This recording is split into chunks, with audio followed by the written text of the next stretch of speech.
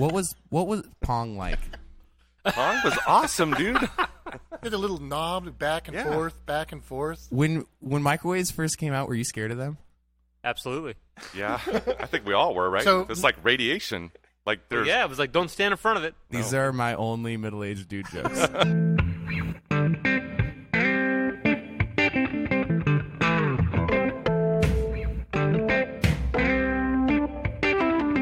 You're listening to the Bent Motorsports Podcast with the owner of Bent Motorsports, David Beckett, and his crew, Ken Johnston, Brian Barkley, and Marty Trimble. Listen in as the guys discuss all things motorsports, including tech tips and current shop projects.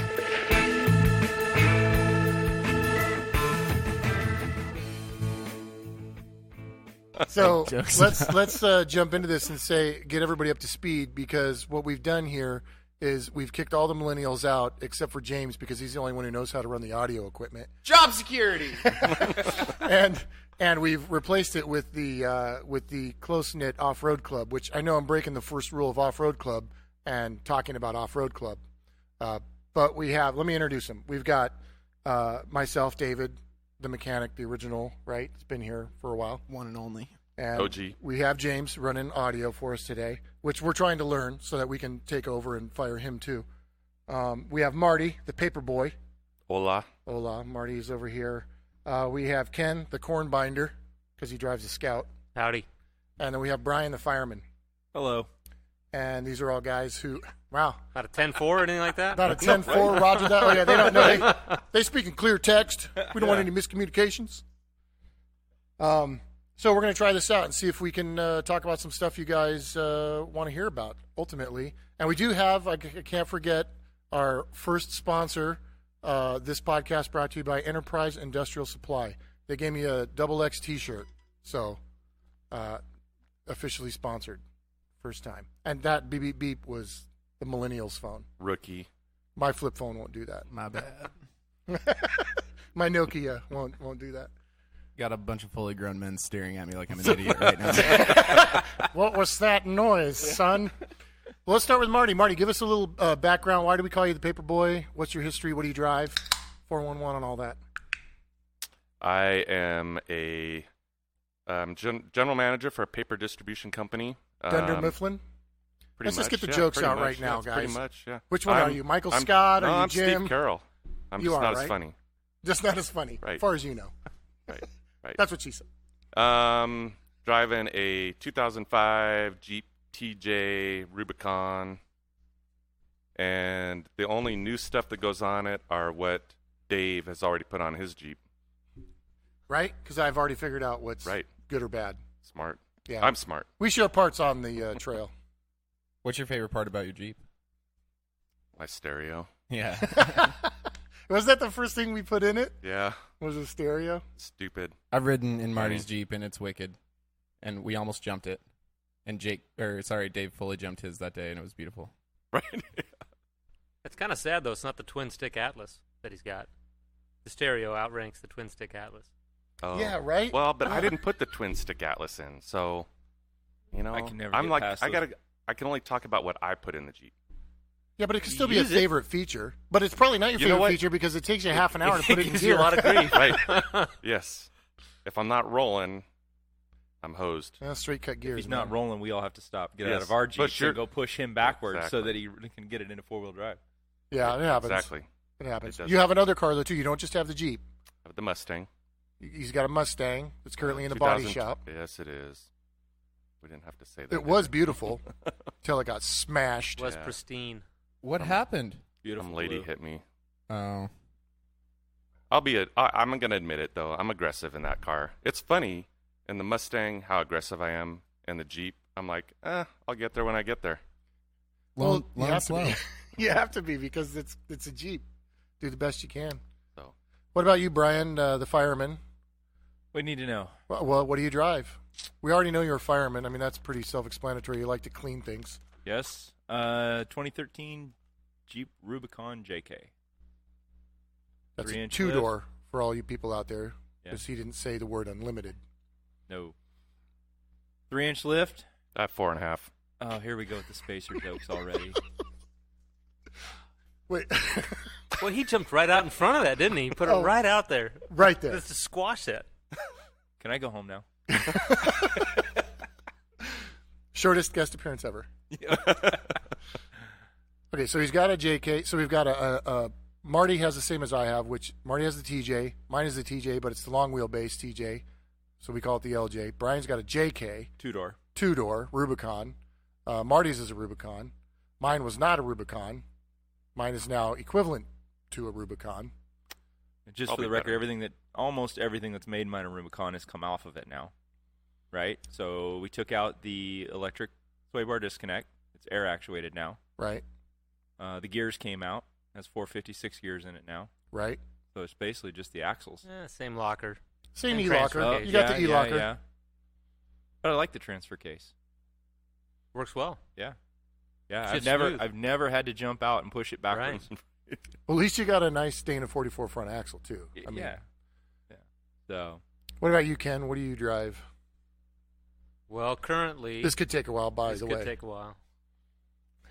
In the four-wheel are we drive going through department... all the pink slips? No. We're going to go through part of them. We'll do the four-wheel drives. So from the Jeep standpoint, I've got an XJ, a 2001 Jeep Cherokee. It is for sale, by the way. There you go. You call us. Can we say that on the podcast? Sure, man. Send us a message at the website. I'm down to buy an L1 XJ. Let's do this thing. It's been proven, too, right? It is proven. We did, a couple weeks ago, we did... all three Holcomb, trails in one day in Big Bear. Yeah, Holcomb Creek, Gold Mountain, and John Bull all on the same day with that XJ. No No problems all day. And did that vehicle the previous owner not do the Rubicon with it?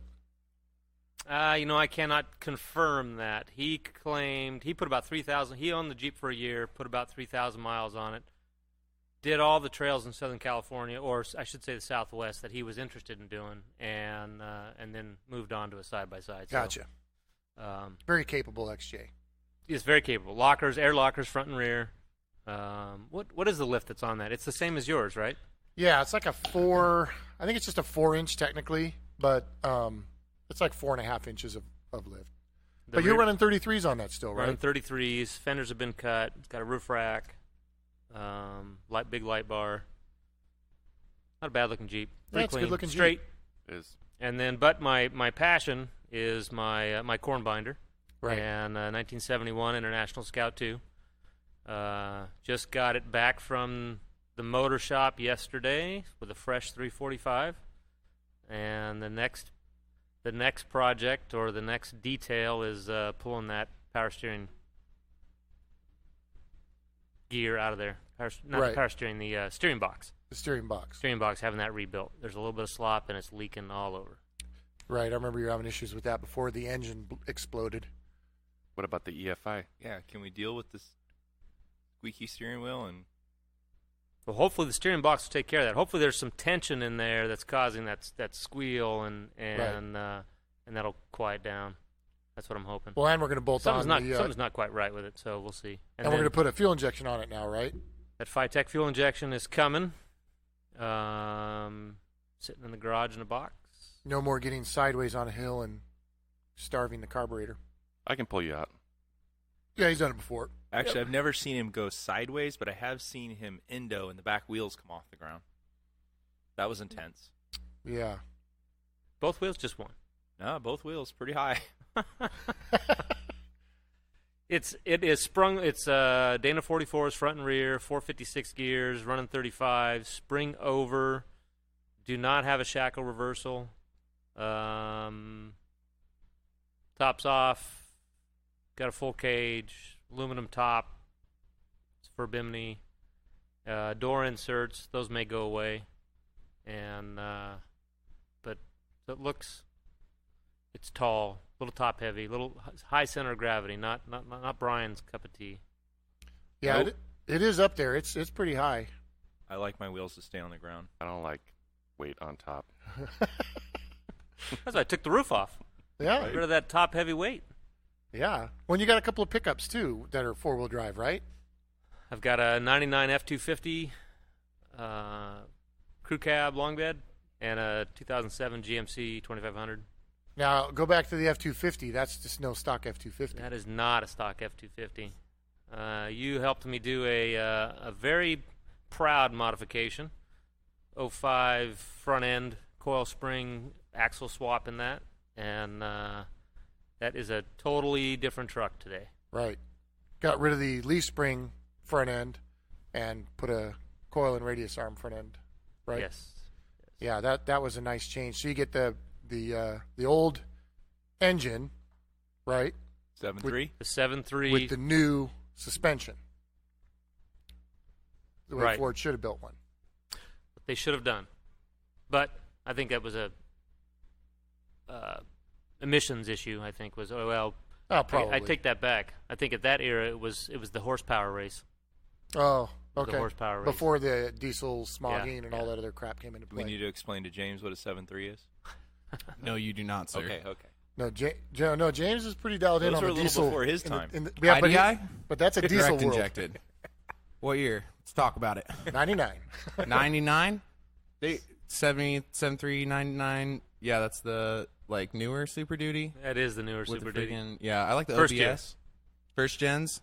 99, that still had forged internals, though. Boom, Brian! Roasted. Get me! That's why we keep him around. He's got some good intel. He's talking inside. about bad here. I didn't hear anything he said. Tell us about the tractor beam. Oh, no. You thought that left with Jake, but it's here. I'm gonna go home now. Yeah. No, that's good. Yeah, we've all got some vehicles that we that we wheel in, and we're going to go out Sunday again. Ken's Scout won't be ready in time. He's got to break the engine in properly, and then we got to get the fuel injection on it. So he'll run his XJ hopefully For the last time. for the last time before it gets sold, because I know all you guys are going to call in and message us that you need it rapido. And then Marty may or may not go with us. He's got a medical condition. I'll try. Syphilis or something's flaring up. Don't tell my wife. His ovaries hurt or something. I don't know what's going on. But he may not make it on Sunday. Brian actually will get to try out his new lift from the last time we went a few weeks ago. He doesn't want to talk about it, but he wanted to, as you put a lift on a vehicle, sometimes things settle in, springs settle in, and the vehicle, as you weight it up with bumpers and tire carriers and winches and such, they can not be what you expected them to be. You put a 4-inch lift on, 5-inch lift on, and after you're done souping it all up, it's a 3 3/4-inch lift or whatever. So Brian's was a little droopy. He wasn't super happy with the final height after wheeling it for a year or two. So he wanted to get all new springs and revamp the whole thing.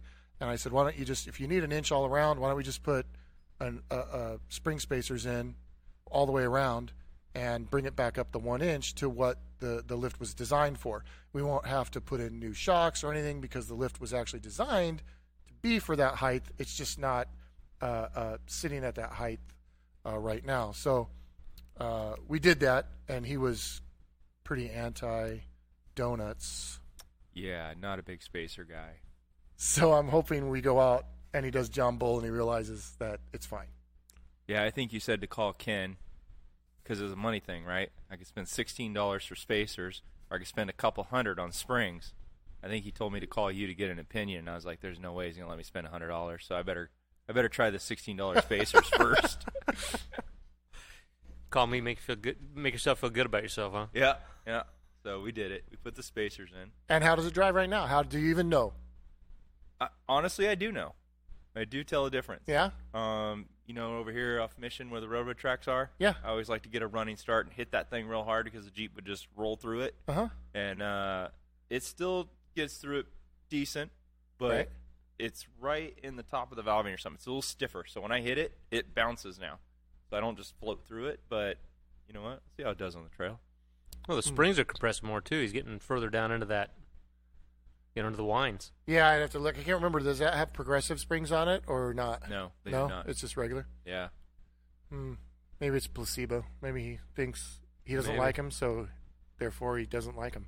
Well, maybe it'll help keep his junk off the trail, though, this time. He's dragging ass all the way through Holcomb Creek Yeah. last time. Yeah, it's true. That was following that LJ. Oh, how did that on Holcomb Creek? You got a picture of he's got the oil pan. Who makes the oil pan skid plate? Off-Road Evolution. So Offroad Evolution oil pan skid plate that bolts over your existing oil pan, and he got that thing right up on this like pyramid-shaped rock, pointy and everything, just right on the oil pan, like spinning around on it. Yeah, Nice and high-centered. Yeah, worked great though, right? I mean, Yeah. what a great thing to have. You know what? Best $300 I think I've spent yet. I mean, front wheels were off the ground. The Jeep was sitting on the oil pan itself. There's no way to move the Jeep if we would have gone forward, winched it, whatever we would have done, it would have just scraped the oil plug out. Right. So all of it was protected, just dragged it right off there, and no problems. That would have been the end of my day right there. Well, yeah, you would have been a big problem. I mean, because we would have kept going. I mean, I ain't got time to fix an oil pan. No, and nobody brought a bar of soap with them to plug that leak. No. Yeah, could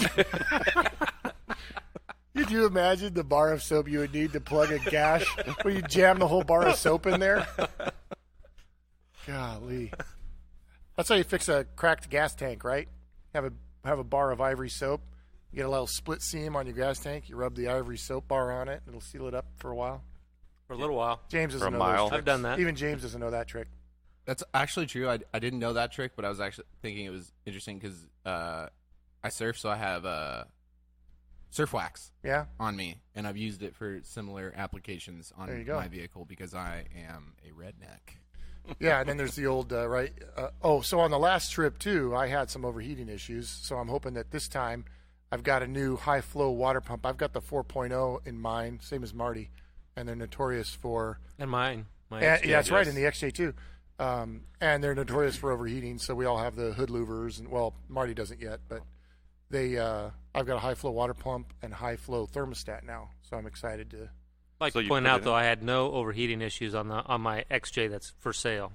No, No not issues. for- It ran yeah. cool the whole trip. Yeah, I didn't have any overheating issues. I did some things to my Jeep to try to upgrade it, and since I'm the guinea pig around here, it didn't work, and unfortunately it reared its ugly head out on the trail.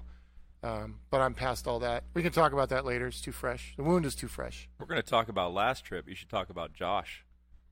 Brand Yeah. new JL Rubicon Unlimited. Still had the window sticker on it. Stock. Yeah. Gold Mountain, right? So we're going up Gold Mountain for those of you familiar with it. And the first, you kind of go up some switchbacks, and it's pretty simple. And then you get to, what do they call it? Like a waterfall or whatever the they call that. waterfall, yeah. They're like steps. It's like little step-ups in the granite. And here comes this stock. Well, before that, LJ. I stopped. I talked to him. Well, he went up before us. Yeah. Remember? He Yeah, was in he front of was us. pulled off the side of the road. Brian we passed coaxed him. him into coming. Yeah, I pulled up behind We him. all and passed him. Yeah, he was going to turn around and head back, and I just told him, no, you'll be all right. You're good. Brand new stock Rubicon JL. Just follow us. Just come on, You'll be you can do fine. it. One of our favorite things to do. Nothing like peer pressure. Yeah, Right. yeah. We need to change Brian from Brian the fireman to Yes. Brian the peer pressure. Good call. Yeah. Brian the salesman. Yeah, the poor guy scraping everywhere. Oh, you're fine. It's good. It's skid plates, and me Yeah, and Marty looking doing at its each other job. outside going, oh, my God. Dude, and then that second section, there was a bypass, which he didn't take, and then he high-centered the crap out of that thing to the point where he had to back off of it, dragging off of God knows what rocks, making the most horrible noises, and then did the bypass. But then when we got done and over the other side of Gold Mountain, we looked underneath it, right, and it was 100% fine. it was fine, dude. It was just slid on its skid plates. He got home, checked it out again, texted me that night. Super pumped about doing the trail. yeah, Glad he followed us. yeah, because now he And- knows what his Jeep can do. Yeah, and he said, he goes, you guys were right. He goes, all I did was hit the skid plates. That was it. And all of this was with his wife, who was on her phone the whole time, Yes, he was. and his newborn, right? And then what was the other kid? Maybe 2 or 3 at the most? No, she was probably like No, there was a 4. girl that she was was- like 5 or 6 years old. Yeah. 4 or 5. Young kids, though. The young kids, yeah. Yeah. Did he just not have enough ground clearance? That's it. It's a Oh, ground yeah. clearance. There you go. He had no Yeah. lift. I've talked to him since then, and yeah, he's shopping lift kits and 37s. So. Well, yeah, that's why those Jeep JLs are so Dang. rad, right? Because how much of a lift do you need to put on it to run a 37 right out of the gate? 2 inches. Yeah, you do a 2-inch Oh, lift. for real? Yeah, you get a new Jeep JL, you put a 2-inch lift, you run 37s, and you're killing it. Yeah, but see, that's where where Brian showed on that trail on Holcomb Creek. You still need some ground clearance. And even though you Yeah. can stuff the big tires in there, there's a certain amount of ground clearance you want to maintain. Right. My opinion, anyway. Well, this is, Ken And got that's the what he tallest scout out there. Yeah. Well, He's that's got what like that. 6 feet of ground clearance. There's nothing like changing oil on a vehicle that you can just, you can Walk sit. under. You can sit on your chair and roll underneath. You don't need a creeper. Yeah, it's nice. It is nice. I mean, but those JLs come with the metric equivalent of 33s, right? Yep. Yeah. And kind of a small 33, I think. Yeah, I and think then so. narrow, a 10.5 or something. Well, and he was in an unlimited, so the wheelbase was really long, right? So he's going to need more. The longer your wheelbase, the more ground clearance you got to get. Now, like Brian and Marty, they got the short wheelbase. Now, what lift did you put, David? What lift did you put on that JK Unlimited last? Was it a 4.5? The Mopar lift that you put on there? That's 4-inch. Yeah, 4-inch. Because that seemed to be, and you'd have the 3, Brian. I have the Mopar 3. Yeah, so I would say if you've got a JL and you can run 37s on a 2-inch, why wouldn't you just put a 4-inch? Well, I guess I was reading an article and they were talking about the gap that you get from the fender to the tire, and then it looks empty. Yeah, with I a can't- 37? I can't imagine it would look empty with a 37. Well, Yeah, I would- but me that and was the David- fear. Yeah, we saw a new JL today, and it was that way. I don't Yeah. think it was a Rubicon even, but Well, the what's the last customer I had in here? He had the factory put on a 4-inch, right. and I think, and he had the stock tires on it still because he hasn't got the new tires yet, and it looked a little goofy because it had stock tires. But you put a 37 on it, I think it's going to look wonderful. No, and I think the comment the comment in the article I think was really about 35s. I think. Yeah. So 35s and the 4-inch. I could see it looking not super perfect, but I would still run a 4-inch with 35s over a 2-inch. I have 4-inch with 33s. At least if you're Mine's running, empty looking.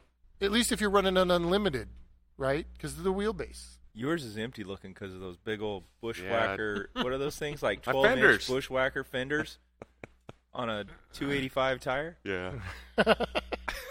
We're working on that. Yeah, we're working on that. Not to worry. Does that mean they're ordered? No, they're not ordered.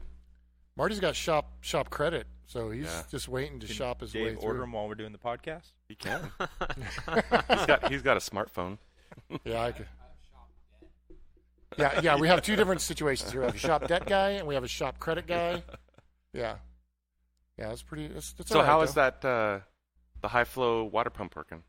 Okay, so I've been test driving it now for 2.5 days or so, trying to get and stop and go, picking the kids up from school, all that business. And I can run my air conditioner on high and sit in traffic. And on yours, you remember your temperature gauge? There's About right straight up 210, and yeah. down. It's 210, right? Yep. And it almost runs right there, straight up and down. Do you remember the on most yours? part, Does yours yeah. run straight up and Yeah, down? I think it did. Right? Yeah. So there's a dot below that, and then there's 180. like the bottom dot that says like 100 or whatever.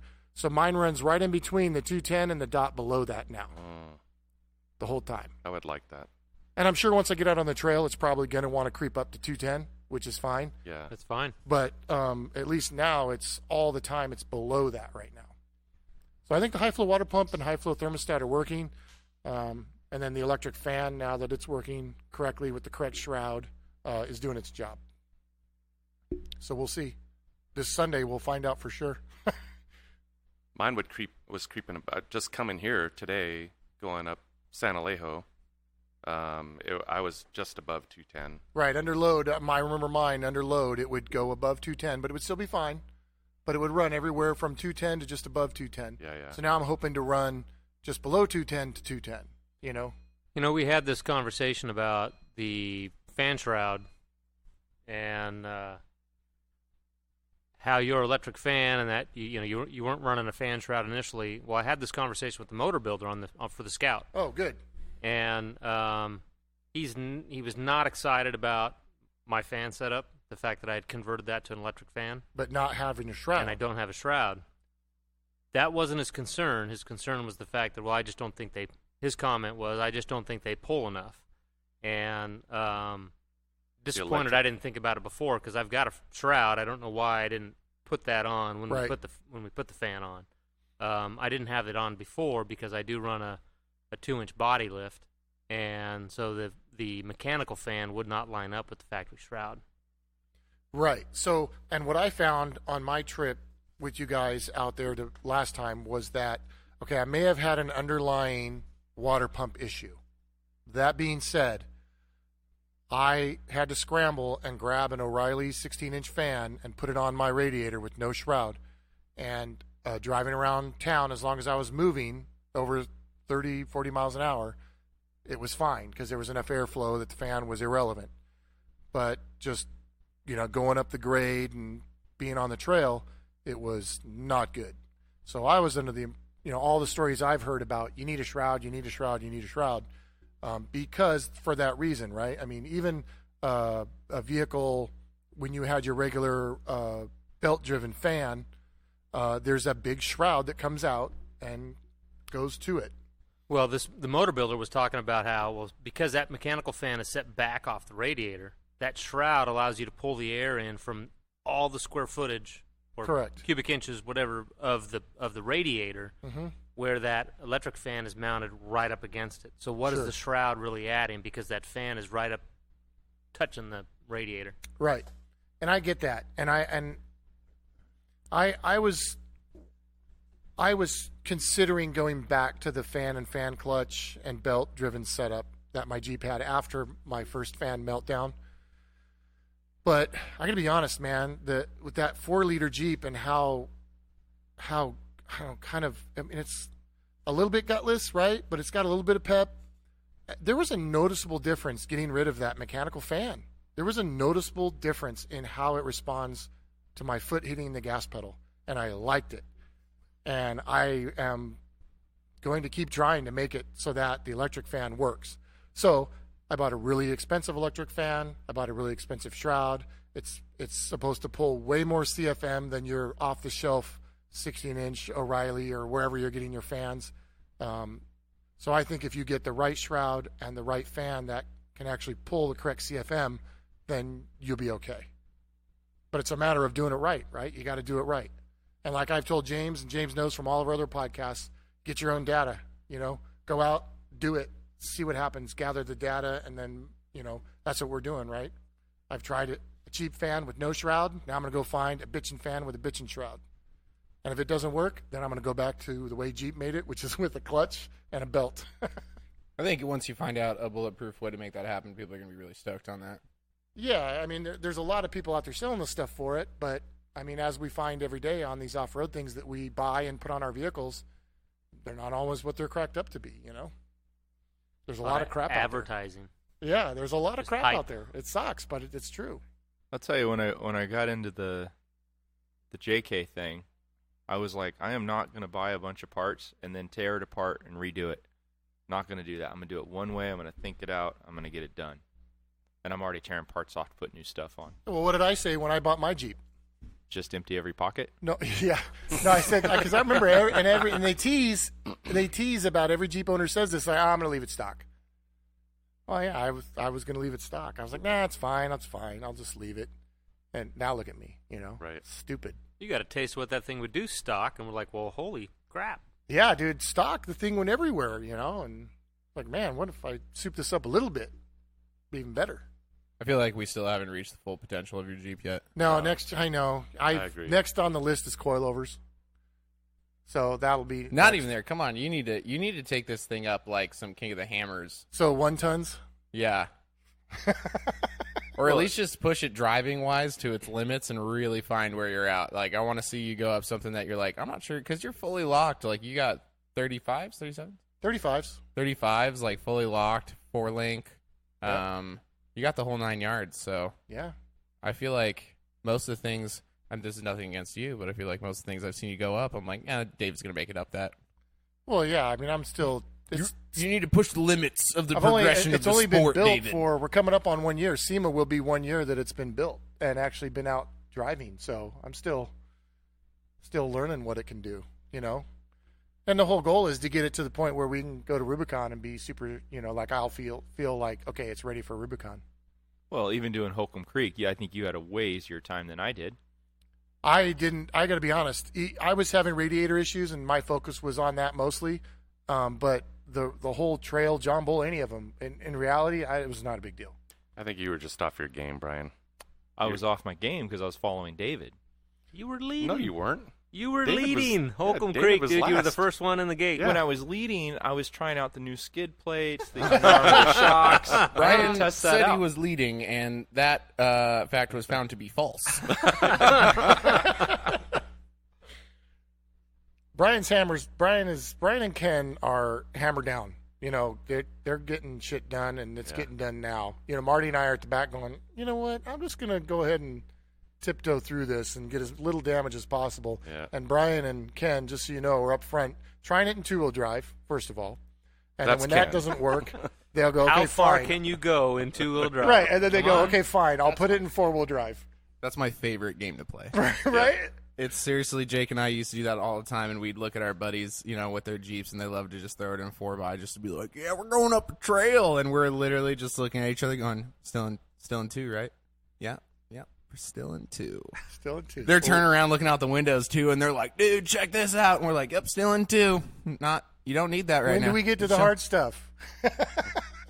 I understand throwing it in there so you don't have to like jump out and change and stuff, but man, it's a great feeling when you get to the top of a trail and you're like, yeah, I didn't use 4-wheel drive for that. Yeah. Which I can appreciate. I totally appreciate see how far you can go with as little, you know, and then it's like, okay, I'll put it in 4-wheel drive, and then, okay, fine, I'll lock the front or whatever, right? I get it. But then the part of me is, man, I spent a whole lot of time working on this thing. I'm just going to go ahead and lock it now and put it in 4-wheel drive and let this thing crawl up nice and slow. I don't want the air conditioner to dip down too much while I'm doing it, you know? Right? I got to drive it all week. Yeah, I got another thing to work, you know? So, yeah, I'm a little bit of a baby when it comes to that. We definitely let Brian and Ken, Ford ahead and Well, I figure think, out. was it Wildemar, our day there? We did Bloody Ridge. I was almost to the top. And then Bloody Jersey. Bloody Jersey, Jersey. yeah. God yeah. dang, There that it was a is. gnarly trail. Wow. Yeah, it is. And I'm thinking, and I'm watching going, God dang, man, Brian is going to crash. I don't understand, struggling. And then what'd you do? Turn the lockers Yeah, on. turn the lockers on, drove right up the rest of it. Like, Yeah, man, I'm- you risked everything. I am spotting him on that hill, and I am spending most of my time running away from him because he's coming at me so damn fast. I was scared, man. All you can see is sky, so you're just like, oh man. You know it's that trail that runs through my mind every time I think about the center of gravity on the Scout, and I Yeah, think that's about a Brian gnarly going up trail. that hill and going, once I get the fuel injection on there, right, that part of the equation gets taken care of, Right. But it's like that. Then my center of gravity becomes an issue, right? It's almost like the carburetor is a safety mechanism, Yeah. right? If Yeah. it won't run, I can't get into too much trouble. Right. Well, Well, now you're going to have fuel injection, so trouble, here you come. Yeah, that was Yep. a big reason of going from the CJ to the JK. Out at Ocotillo Wells, going up a hill and just 4 low, thinking I'm going to climb all the way up to the top. Had my wife in the car with me, and it stalled out. You hit the brake, and then that was it. There's no power. There's no turning it. The steering wheel locks. You're done. Oh, So yeah, luckily power the steering wheel was goes away. straight, so I just rolled straight back down the hill, but I had Yeah. to get flat to get it going again. And Yeah. It's like the old days. The old days when I had my 69 Bronco, it was the same thing. It was, you had to, back then I was, 18, 19 years old, and I had 44s. On 1908? When? It was in 1908. Yeah, it was about then. And I had my 69 Bronco, and I couldn't afford the gears in the front. So I just took the front drive shaft off and got the gears done in the back. You could have just left it unlocked, right? You don't have to put it in 4-wheel drive. Yeah, I don't know. Stupid That's- kid. I didn't know. That's like the 2018 equivalent of somebody putting like a CVT tent on their Tacoma and being like, it's an off-roader, and it's like, you did it wrong, bud. Yeah, I was like, man, I got to get better gears because I got these big 44s. So we would go places to go 4-wheeling, and I'd be with all these guys who had actual 4-wheel drive, and then I've got 2-wheel drive. So it became this game of, well, I got to back up a little and get a running start because I'm just going to have speed get me up this hill. And I'd just go flying up these things, and yeah, and it's carbureted and it's stall, and it was 3 on the tree at the time. I'm trying to shift it on the column, and it was dumb. Did you have a good time, though? Was it fun? I had a great time. Yeah, that's what I'm saying. I only rolled it a couple times, so nothing Hey. like smashing an old Bronco. David, so while we're talking, I figured, I better tell Josh that we're talking about him on the podcast. So I texted him. Oh, no. Now he wants to know the name of your podcast. I don't even know what the name of the podcast Bet we're doing Motorsports right now. Podcast. Oh, okay. Super simple.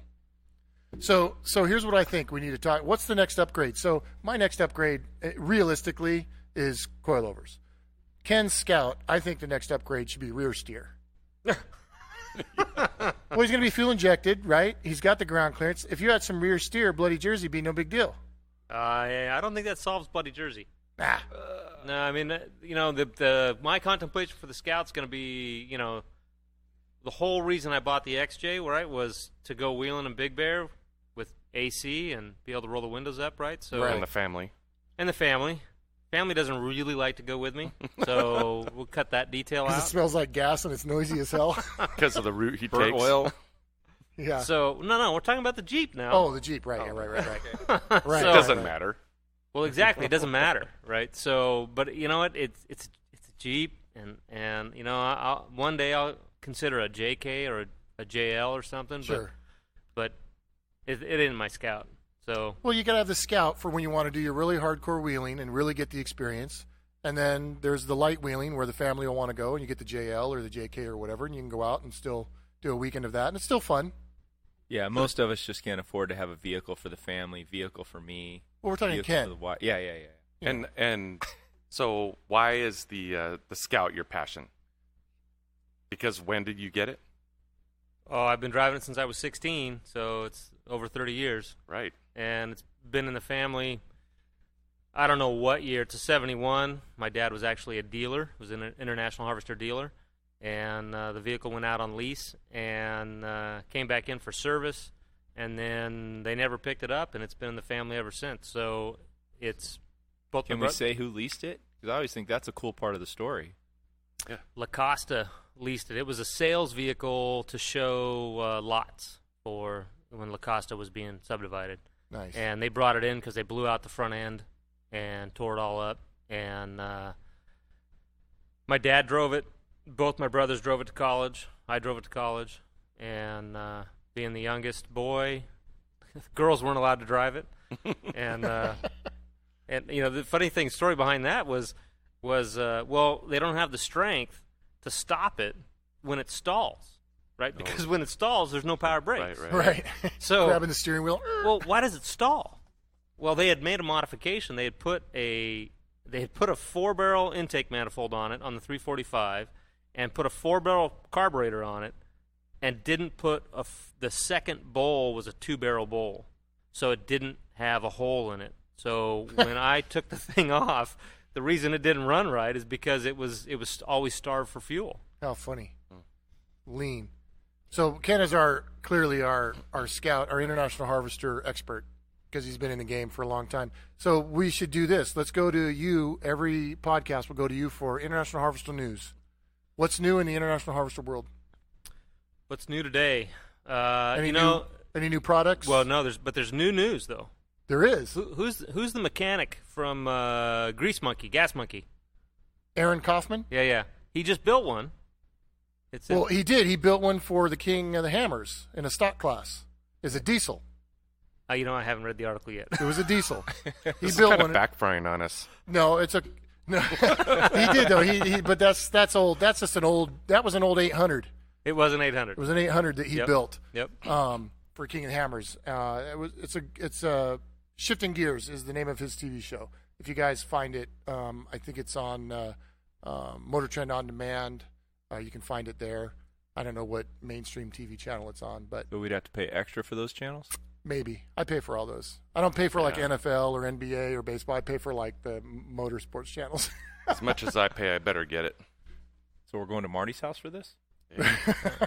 Or Ken's house? I don't know. You probably YouTube it for that matter. I Yeah, have no you idea. could YouTube it, yeah. But anyways, that was a Right, very cool James? vehicle he built. Yes, gentlemen, YouTube is a thing. It is a thing. YouTube's a thing. YouTube You exists. heard it here first. It's on the internet, You should invest in it. which is new, but I feel like you guys have heard of it. It's by the now. interweb. We James. invented it, right? Yeah, right. That's actually true. This is what I love, though. I'm like the only person here. It's like before it was all the young guys just roasting David, and oh, how the tables have turned. Right? I'm getting a phone it's call old from the guys. guys Yeah, who's getting This- roasted now? this week, and I'm just going to be like, here's the deal, guys. It's a very hostile environment. All right? If you want to crack a joke, you better have the walls up, all right? Get ready, because it's real. By the way, they invented everything we make jokes about. Right. I just thought about it. I'm like, dang, wow, okay. Where am I left? I'm like, what do we do? I'm like, I ruined the internet? I don't know. You ruined the internet. We made it. You ruined it. Nailed it. Nailed it. Other than that, there's no new products in the No new international- products. No. Still bankrupt. International still well. No. Oh no, they have the big trucks. Yeah. They have The medium duty and bigger, they're still They're around. still making those. Yeah, they're still there. But Yeah, the that's light right. line stuff was sold off, and you know, we talk about new products. The only thing, and nothing's new right now, but you know, sometimes they bring back a part. You know, they start So- remanufacturing a part. You know, new again, Sure. right? From the original molds and that kind of stuff. So here's a question. When I go to SEMA every year, which is coming up, guys, month and a half or so, I'm going to be looking for new products, what's hot, what's not. So if you guys out there listening have something you've heard about or want me to go look at, just go to our website and let us know, and then we'll review it on the podcast, what we saw and what we thought of it. Okay, that being said, when I go there, I see there's a company there that remanufactures Bronco bodies, right? You can buy a brand new steel Bronco body, and you can get a frame, and you can buy all the parts, and you can build a Bronco, right? Nice. So is there a market for Scout World? Do we need to start bringing Scout light duty back? No, there's not enough market. There's there. not enough corn miners out there? They've tried. I mean, there is. You know, there's small time stuff. Maybe in right? Nebraska. There's a bunch of guys out there, Scout Connection, Scout Madness, anything Scout, scoutparts.com, IH Parts, Scout Specialists. You know, Right. there's a bunch of these guys out there that they are doing, Scout, anything Scout is kind of making an LS swap kind of their thing. Mm-hmm. Makes sense. And but they're doing restorations and doing all that, and a lot of these body panels are available. I don't know of anybody making a frame. The fiberglass parts, which was a disappointment, those guys have stopped production. Yeah. You know, they used to do fiberglass windshield frames, which is probably the weakest link on an International Scout 2 is probably the windshield frame. They rust out real bad. Yeah. They rust out, and then the lift gate on the top. Mm-hmm. But the fiberglass parts, they're all those guys have kind of retired. It's my understanding. There's just not enough market there to do it. You are talking about a Bronco too, right? No. Oh. Right now we're talking about a Scout. What? It's Oh, okay. he's- Marty's coming. Talking about his Bronco kid. Yeah. I was No, like, man, Bronco that- too, right? No, not a Bronco. Original Bronco. Real original Bronco, 60s. I 70s. think Marty's dry humor just went over your head. Yeah, a little bit. that's the problem. We're gonna have to learn when Marty's fucking with us and when he's not fucking with us. I really enjoyed that upper echelon of Bronco knowledge. The Bronco 2 is basically a roll machine. Oh my god. Wait, On I just four realized something. We can use profanity on a podcast? Sure, yeah, that's what it is. That's fine. Watch this. Butts. Yeah, Boom. we've already been labeled explicit, so we just go with it. I like Right. how he had to Yeah, but- stutter but the before he said Bronco- the word butts. all hell in butts and balls. Hey, the Bronco 2 could go over any curb in any parking lot at your local grocery store. That's true. You know that Bronco the 2 is the commercial. precursor to the best-selling SUV ever. Explorer. That's right. Was it really? I Yeah, thought he was absolutely. Gonna say a Suzuki Educate me. Samurai. They just made the Bronco 2 into a 4-door and called it an Explorer. Killing it. Yeah. Good job. I definitely was under the impression that the Ranger turned into an SUV and that was the precursor. They just took the frame of Was. the Ranger. Oh, And yeah, used they it. were like, let's do this. Yeah, we already have a instead. frame. Let's just use this frame and engine. But Let's make a But smaller yeah, I mean, Bronco. that was the same thing, right? Yeah, It it was was still the Ranger was what the Bronco 2 was built on. right. Oh, neat. So back to Neat. next upgrades. So we know that Ken's not going to do rear steer. I'm not doing rear Are you, steer. Brian? What's the next thing for your JK? So, real quick, I would just like to say I appreciate you getting off the Ford topic because you know those are not my favorite. Hey, Well, I know you don't like the I like, Fords. I like how he changed the Hey. subject there. Oh, sorry, Ford. Marty guy. is a Ford guy. There's 3 of them in Ken's here. kind 2 of a them? Ford guy. Yes, I'm a Ford guy. Yeah. I'm not shy about it. So, but Brian, you drive a Ford, man. Every day, man. 5 days a week, you drive a Ford. That's a badass truck too. Yeah, it is. And it rides like a truck, Lit me man. up once. Trucks are not supposed to ride like it cars. rides like a truck. They're I not think- supposed to ride like a car. Like your GM. Yeah. Yeah. Well. So what's your next upgrade? Next upgrade, I would say in a 4.5-inch suspension lift. Wait, what's in there now? to get rid of his Just donuts. to get rid of the donuts? Oh, rid of the donuts. Christ. Oh, man. I'm glad these things You have gotta get off spit the- guards on them. you have I to think stay you guys off- almost spit out your beer. You have to stay off the forums.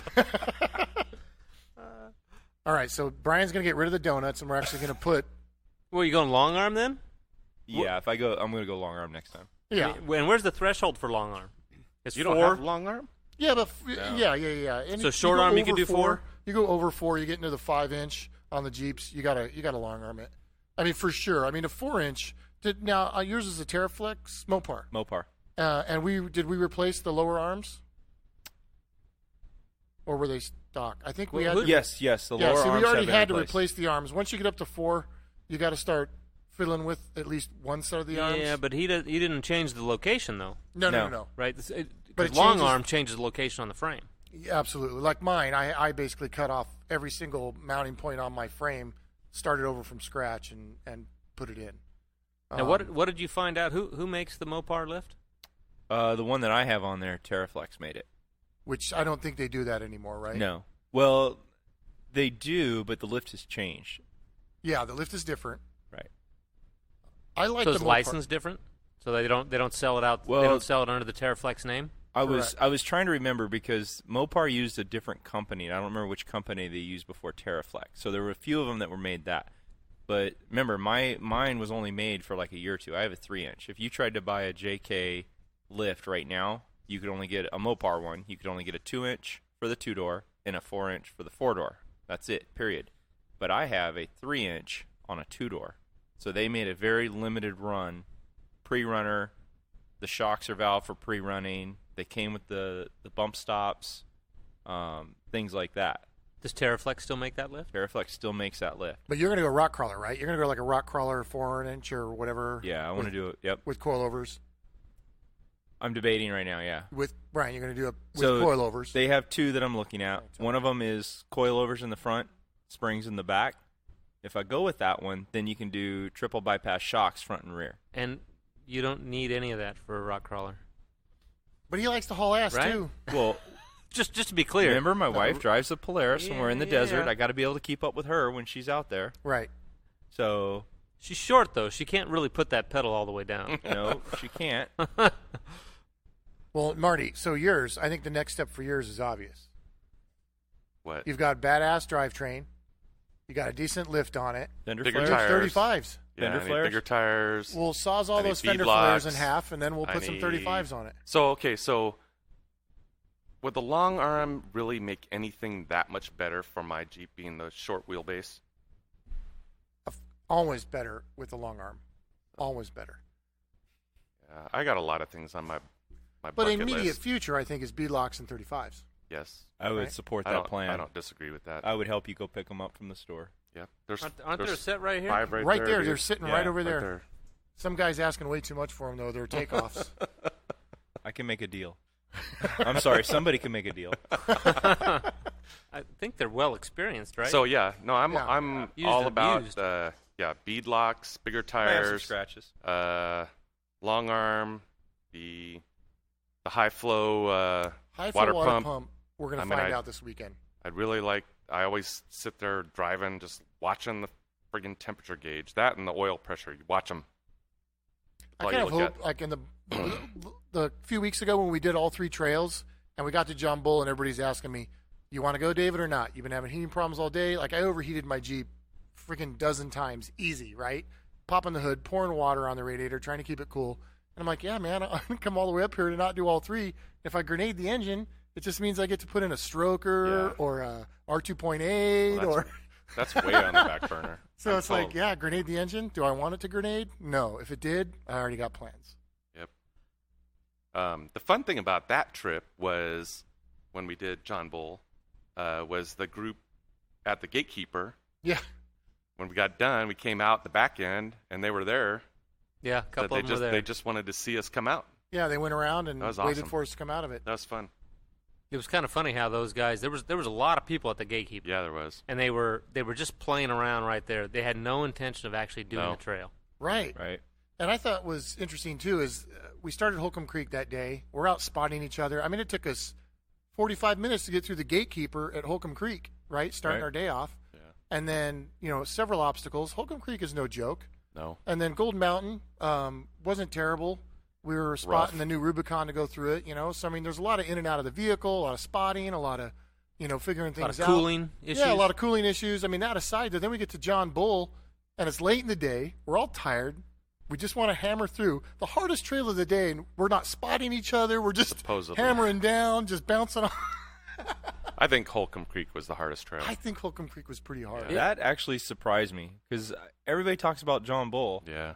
and then I think John couldn't Bull figure that out. And maybe, too obviously easy. these trails change, they evolve, and that's clearly what's happening is some trails are becoming easier and some are becoming harder. Well, I sure would like to know what happened at John Bull because the gatekeeper was demolished, and Yeah. that was extremely disappointing. Right. Yeah, somebody moved something. You tried to make it as hard as you could. Yeah. Well, I didn't. I was like, I'm going to go that way. It looks much easier. Ken's like, that's the biggest rock. I'm going to get over that one. Yep. well, yeah, Sweet. that's the whole point, right? You got lockers, you got all this equipment, right? You don't take the easy line, you take No. the harder line. Well, I think we did a pretty good job, too, spotting each other. As much as we all suck at everything, there was a group before us that had Toyotas and Land Cruisers, and they were just going to go up the gatekeeper and then back down. And the guy was directing him and directed him right into a rock, and he caved in. Demolishing their Just vehicles. smashed the side fender on his Land Cruiser. And I'm like, well, that guy's got to be pretty mad. I mean, so at least we're not directing each other into rocks, No. He did not know, and he didn't realize he had done it either. No, he was oblivious to the whole thing. It was smashed in. And he wasn't even a good friend of the guy, apparently. Yeah. And after the fact, it's like he just stepped in. Yeah, you got to be careful about that on the trail. You get a guy who will jump up in front of you that you don't even know, and he's going to start yelling, driver, driver, passenger. Yeah. You don't know that dude? Dude, don't follow his directions. Follow the directions of the guy that you know, that you're with, that you can trust. That's definitely a good Get your trail buddy tip. in there and tell the other guy to take a hike. Say, hey, man, we appreciate your help. Can you take a seat? We can't have multiple people calling out calls. Right. Yeah, Right. it's too confusing. Too confusing. let's plan this weekend then. The plan this weekend is just Gold Mountain and John Bull, just so I can make sure my Jeep's not going to overheat anymore. All right. Because the desert season's coming up, and I'm not really going to find anything out during desert season. We're not in it long enough. What's that? We're not in it long enough. No, yeah, it's being all day on idling and torquing through trails is what I really need to test it on. So this will be a good last, Big Bear run before winter hits and we go into desert season. What is the toys in desert season? What is the toys? What do we have? Yeah. You talk about those motorcycles sitting I behind only you? have dirt bikes. Me and the kids have dirt bikes, and then we've got the Jeep. My wife drives the Jeep, and that's pretty much it. Ken's got 100 motorcycles. Do we have time to go over He's all got Ken's stable? No, man. We're not going to talk about You how should many at least pink bring slips up I how have. many pink slips, yeah. Yeah, Ken You and I tried to were in cut a me race off. for a Did you see while, that? and then I fell way behind. He got smart. Yeah, I started selling them off. It was a race I didn't want to win. All right, well, that's the new crew. We're going to keep coming back at you. More podcasts, more information. Go to the website. Send us some comments on what you want us to talk about, what experience we may have, and we can bring it to you. Also, if there's something at SEMA you want us to check out, make sure you give us a shout-out on that so that we can find it and give you a review of it. And that's it. Catch you guys next time. Adios. See ya. This has been the Bent Motorsports Podcast. Thanks for listening in. Be sure to give us a follow on Instagram, Twitter, Facebook, and YouTube at Bent Motorsports. Stay updated on the latest happenings, future projects, videos, and events here at the shop. Remember, guys, at Bent Motorsports, if it's in stock, we've got it.